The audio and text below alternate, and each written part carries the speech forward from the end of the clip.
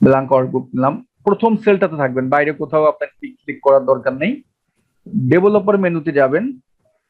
Developer মেনুতে গিয়ে এইখানে এই যে রেকর্ড ম্যাক্রো যে টুলটা আছে এইখানে যাবেন, এটা একটা ক্লিক দিবেন। একটা ডায়লগ বক্স আসবে, এইটা হলো আপনার যে ম্যাক্রোটা আছে সেটার কি নাম দিয়ে তৈরি করে রাখতে চাচ্ছেন। তা আমি চাচ্ছি টাইম নিউ, আচ্ছা টাইমস নিউ রোমান নামে ধরেন, যেহেতু আমার আমি একটা এবিসি দিলাম এবং এই এবিসি যেটা আছে এটার একটা শর্টকাট আমি ব্যবহার করতে চাচ্ছি, তাহলে আমি কন্ট্রোল শিফট এস হবে না, এটা অলরেডি আছে। কোনো শর্টকাট থাকলে সেটা কিন্তু নেয় না। আমি শিফট এস দিলাম, দেখেন তাহলে শিফট এস দিলে কন্ট্রোল শিফট এস, এটা একটা শর্টকাট হলো। এখন এই অ্যারোতে গিয়ে এইটা করে দিবেন কি, পার্সোনাল ম্যাক্রো ওয়ার্কবুক করে দিবেন, পার্সোনাল ম্যাক্রো ওয়ার্কবুক। এখন আমি ওকে দিলাম। আমার উপরে দেখুন রেকর্ড কিন্তু শুরু। আমি এখন হোম মেনুতে যাব, এই ফন্টের এই এরিয়া থেকে, যেহেতু এটা এরিয়াল আছে আমি এটাকে করে দেবো ক্যালভি, এবং ফন্ট সাইজটা আমি করে দিব, এটা 12 আছে কিন্তু আমি করে দিলাম 11। ওকে, এখন আপনি ডেভেলপার মেনুতে যান, স্টপ রেকর্ড করে দেন। এবং এখন যে কাজটি করব, আমরা এই ফাইলটাকে ক্লোজ করে দিব। প্রথম যে ওয়ার্নিংটা আসবে, প্রথম যে ওয়ার্নিংটা, এটাকে ডন সেভ দিবেন, বাট এখন যে ওয়ার্নিংটা আসবে এইটাকে কোনোভাবেই ডন সেভ দিবেন না। অর্থাৎ এই যে দেখেন পার্সোনাল ম্যাক্রো ওয়ার্কবুক লেখা আছে, এই লেখা আসলে কখনো এটাকে ডন সেভ দিবেন না, এটাকে অবশ্যই সেভ দিবেন। এখন যেটা হবে যে দেখুন আমি এক্সেল প্রোগ্রাম কিন্তু আমার ক্লোজ হয়ে গিয়েছে। আমি যদি এখন ওপেন করি, ওপেন করলে ব্ল্যাঙ্ক ওয়ার্কবুক নেন, আমার এই মুহূর্তে ফন্ট আছে কি, এরিয়াল আছে, ফন্ট সাইজ কিন্তু 12 আছে। আপনি এখন এই ফন্টটা নিয়ে কাজ করতেছেন, হঠাৎ করে আপনার ক্যালাবেরি ফন্টটার দরকার, তাহলে আমরা শর্টকাট তৈরি করছিলাম কি, কন্ট্রোল শিফট এস। দেখুন কন্ট্রোল শিফট এস দিলাম, আমার কি চলে আসছে, আমি এখন লিখতেছি, দেখুন চলে আসছে সুন্দরভাবে। আমরা কিন্তু নিজের নামে মানে নিজের পছন্দ মতো একটা ফন্টের শর্টকাট তৈরি করলাম। এখন যদি আমি কন্ট্রোল শিফট টি দিই, দেখুন আমার আসতেছে না কিন্তু, কারণ আমি কন্ট্রোল শিফট টি যেটি আমার তৈরি করা ছিল ওইটা আমি ডিলিট করে দিয়েছি। আমরা এখন একটা বাংলা ফন্টের শর্টকাট তৈরি করব, বাংলা ফন্টে।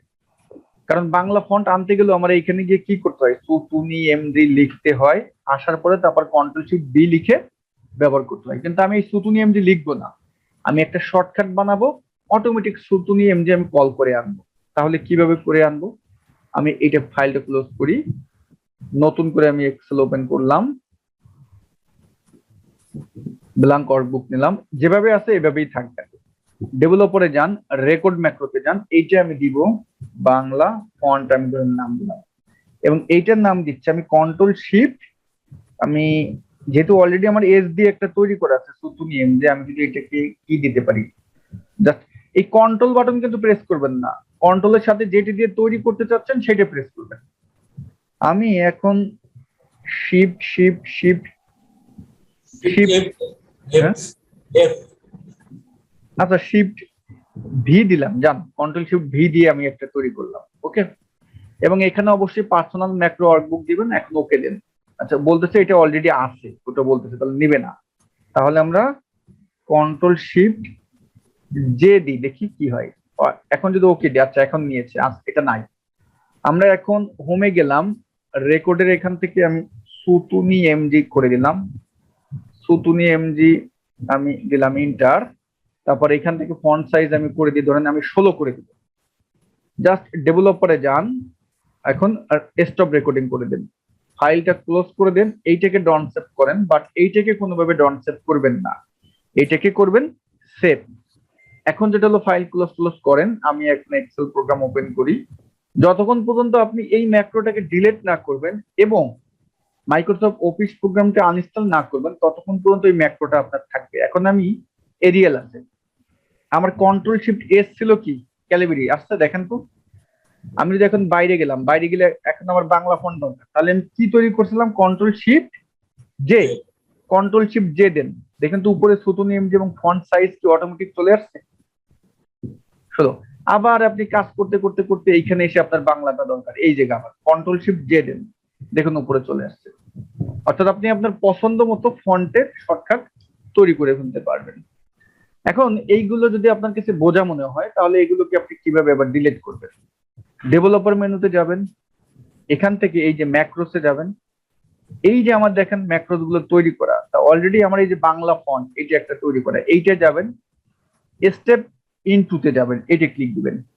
এই যে হলো আমার কোডিং, এই কোডিং গুলো আমি রেকর্ড করছি, অটোমেটিক হয়ে গেছে। কিন্তু এই কোডিং গুলো আমরা যদি ভিবিএ কোডিং সম্পর্কে আমাদের ধারণা থাকে, তাহলে এই কোডিং সম্পর্কে আমরা জানতে পারবো, আমরা নিজেদের মতো করে এটা তৈরি করতে পারবো।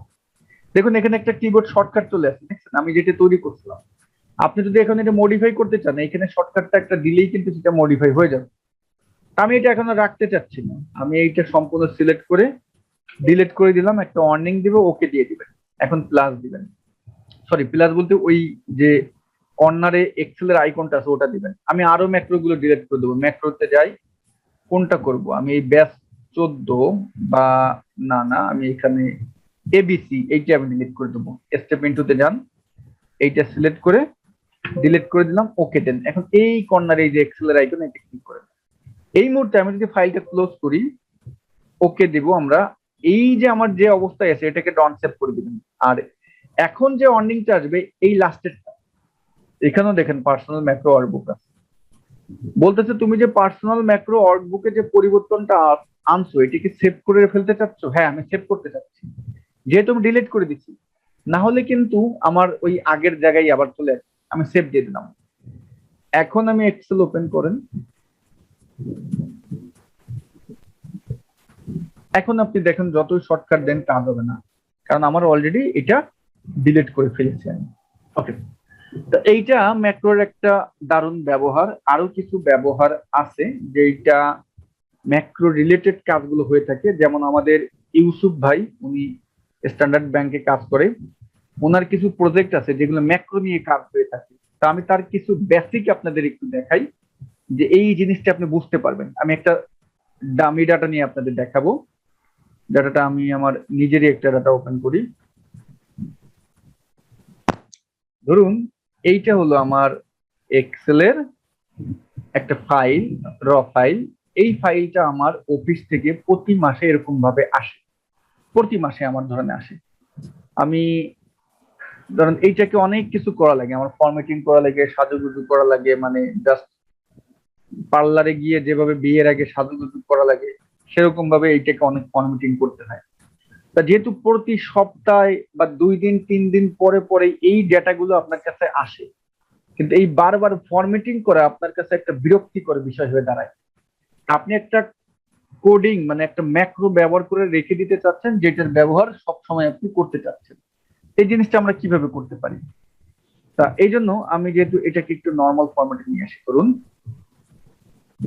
আর এই ডেটাটাকে আমরা মুভ আর কপি দিয়ে, ক্রিয়েট এ কপি দিয়ে আমি অন্য একটা জায়গায় নিয়ে নিই, অন্য একটা নিউ ওয়ার্কবুকে নিয়ে যাই, ওকে দিলাম, এখানে আমি রাখলাম। এটা ধরেন আমার র ফাইল, এটা আমি সবসময় সফটওয়্যার থেকে পেয়ে থাকি বা কেউ আমাকে দিয়ে থাকে। আমি এই গ্রান্ড টোটাল এইটাকে আমি ডিলিট করে দিই, এটা আমার নাই। এই মুহূর্তে আমি চলে যাব ডেভেলপার মেনুতে, প্রথম কাজ রেকর্ড ম্যাক্রোতে ক্লিক করেন, এবং এইটা আমি দিচ্ছি যে সেলস রিপোর্ট আমি নাম দিলাম। একটা বিষয় খেয়াল রাখবেন, ম্যাক্রোর ভিতরে কখনো স্পেস দিবেন না, কারণ ম্যাক্রো স্পেস নিয়ে সেভ করতে পারে না। এটাকে অবশ্যই কি করতে হবে, আমরা আন্ডারস্কোর দিয়ে কাজ করতে হবে। ওকে, এখন আপনি চাইলে এই ম্যাক্রোটার কি করতে পারেন, এই ম্যাক্রোটার একটি শর্টকাট তৈরি করতে পারেন। তা আমি একটা শর্টকাট তৈরি করে দিই, যেমন আমি কন্ট্রোল, আমি এখানে কন্ট্রোল তো অলরেডি দেওয়া আছে, আমি দিব যে শিফট আর দিলাম, রিপোর্ট শিফট আর, এইটা একটা থাকে, ওকে দেন। এখন আপনি আপনার কাজ শুরু করে দেন, তাতে যদি আপনার 1 ঘন্টা লাগে 2 ঘন্টা লাগে আপনি কাজ করবেন, বাট সিরিয়াল ভাবে করবেন, সিরিয়াল নির্ভুল ভাবে কাজটা করতে হবে। হ্যাঁ, দেখুন আমি এখন কি কি করব। আমি প্রথমে এই হেডারটাকে সিলেক্ট করলাম, হোমে গেলাম, আমি একটা বর্ডার দিলাম, এবং এইখানে গিয়ে আমি গ্রান্ড টোটাল নামে একটা কলাম ইনসার্ট করলাম, এবং এখানে আমি এটার ফিল কালার দিয়ে দিলাম, বোল্ড করলাম। এইখানে আমি ফর্মুলা ব্যবহার করব, সাম, SUM, সামকে কল করলাম, এই সেলটাকে আমি সিলেক্ট করলাম, আমি নিচে এগুলো ব্যবহার করলাম। এখন নিচের গুলোটাকেও আমি বর্ডার দিয়ে দিলাম। ওকে, এখন ধরুন আমি নিচে এসে এভাবেই আমার আসছে। আমি ফুল টেবিলটা কন্ট্রোল এ দিয়ে সিলেক্ট করে অল বর্ডার দিয়ে দিলাম। আমরা এই কাজটা করলাম। এই মুহূর্তে আমি চলে যাব ডেটা মেনু থেকে সাব টোটালে যাব, এবং সাব টোটাল থেকে আমি যেটা করব যে আমি ডিভিশনের সাব টোটাল করবো। ডিভিশন এবং ডিভিশনের কার কার সাব টোটাল করবেন, আমি ধরেন জানুয়ারি, ফেব্রুয়ারি, মার্চ, এপ্রিল এইগুলোর করব। আমি এখন ওকে দিলাম। এরপরে আমরা জোনের সাব টোটাল করব। জোন, তাহলে আবার সাব টোটালে গেলাম, এইখানে আমরা জোন দিলাম, এবং এই জায়গা এই যে রিপ্লেস কারেন্ট সাব টোটাল এই টিকটা উঠিয়ে দিলাম। আমরা সামই করব, সাব টোটালে সাম করবো এবং ওকে দিয়ে দিলাম। তাহলে হলো কি আমার জোন ওয়াইজ সাব টোটাল কি হয়েছে? হ্যাঁ, জোন ওয়াইজ হয়ে গেছে। আচ্ছা, এখন এইভাবে আপনি রেখে দিলেন। এইভাবে আমরা রাখলাম, রেখে অনেক কিছু আপনি কাজ করলেন ভাই, আরো কিছু করতে পারেন, আরো যা যা দরকার করেন। আমি জাস্ট এতটুকুন করলাম। ডেভেলপারে গিয়ে এখন স্টপ রেকর্ড করে দিলাম। ওকে, স্টপ রেকর্ড করে দেন। এই মুহূর্তে আমি ফাইলটা ক্লোজ করে দিই, ডন্ট সেভ দিই, ডন্ট সেভ। ও না, ঠিক আছে, যেহেতু অনেকগুলো এক্সেল আমার ওপেন করা আছে, তো এই জন্য এই ওয়ার্নিংটা লাস্টের দিকে আসছে। এটা কিন্তু খেয়াল রাখতে হবে ভাই, এই ভুলটা যেন কেউ না করেন, তাহলে আপনার সারাদিনের পরিশ্রম কিন্তু নষ্ট হয়ে যাবে। এখন এই ওয়ার্নিংটা আসলে আপনি করে দিবেন সেভ, ফাইল ক্লোজ হয়ে গেল। ওকে, এখন প্রতি মাসে আপনার যে ফাইলটা আসে, প্রতি মাসের ফাইলটা আপনি ওপেন করলেন। আমার এইখানে ধরেন এই ফাইলটা, এই যে এইটা আমার আসলো, এইটা আমার র ফাইল। আমি এখন এই উপরে গিয়ে জাস্ট উপরে গিয়ে সিলেক্ট করলাম, সিলেক্ট করে আমার ধরেন গ্র্যান্ড টোটাল নাই, ওইটা গ্র্যান্ড টোটাল নাই, এইভাবে আছে। আমাদের শর্টকাটটা ছিল কি কন্ট্রোল শিফট আর, তাই না? কন্ট্রোল শিফট আর দিলাম। ম্যাজিক দেখছেন ব্রাদার?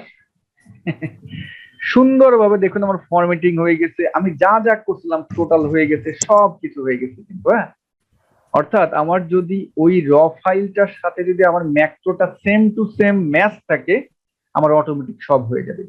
একটা বিষয় হলো এখানে দেখুন, আমি আবার এই ফাইলটা ক্লোজ করে দিই, ডন সেভ করে দিলাম। আবার আমি যদি এক্সেলটা ওপেন করি,